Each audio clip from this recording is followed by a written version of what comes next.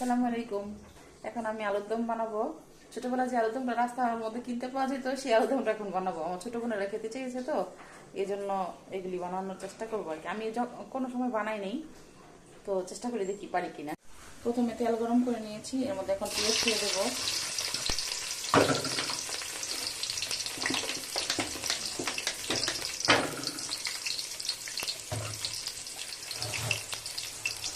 দুটো তেজপাতা,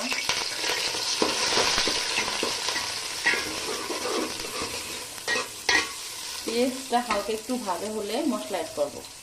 হালকা ভাজা হয়েছে, এখন এর মধ্যে মশলা অ্যাড করতে হবে। অল্প একটু ধনিয়া ফাঁকি,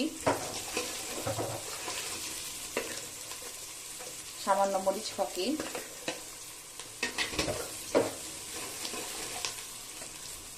সামান্য হলুদ ফাঁকি,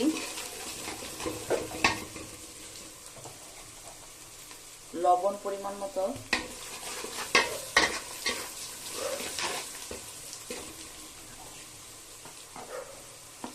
আদা রসুন বাটা অল্প, সামান্য, বেশি না।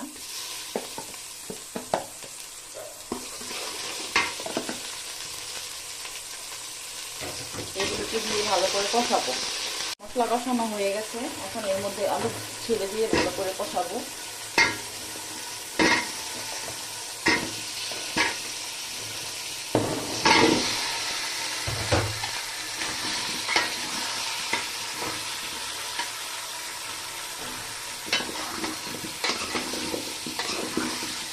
আমি কিন্তু এর মধ্যে কোনো গরম মশলা ইউজ করিনি, শুধু তেজপাতা দিয়েছি, আর অন্য কোনো এলাচি বা দারুচিনি কিছু ইউজ করিনি। এবার ঢাকা দিয়ে ঢেকে কষাবো। আলুর দমে মশলা তৈরি করে নিচ্ছি। ধনিয়ার তেলে গুঁড়ো করে নেব, এবং শুকনা মরিচ তেলে তারপরে গুঁড়ো করে নেব। মরিচ তেলে নিচ্ছি। মরিচ টালা শেষে ধনিয়া আর মরিচের সাথে বেটে নেব। আর এদিকে আমার আলুটাও কষানো হয়ে গেছে, এখন আলুর মধ্যে পানি অ্যাড করবো।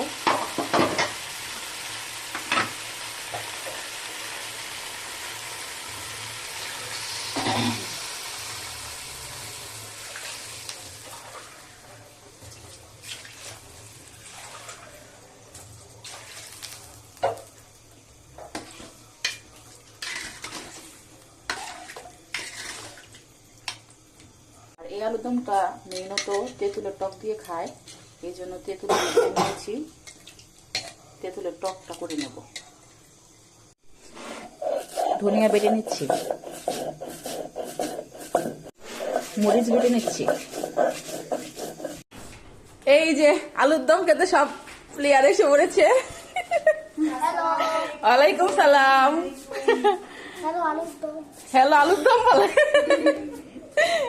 তো আলুর দমের ফাইনাল লুক। মরিচ ফাঁকি, ধনিয়া ফাঁকি, টক পানি, আলুর দম। এই যে সব প্লেয়ার বসে আছে খাওয়ার জন্য। বুঝে আরেকজন সবাই আজ খাচ্ছে আলুর দম। দেখলেন যে খাচ্ছে,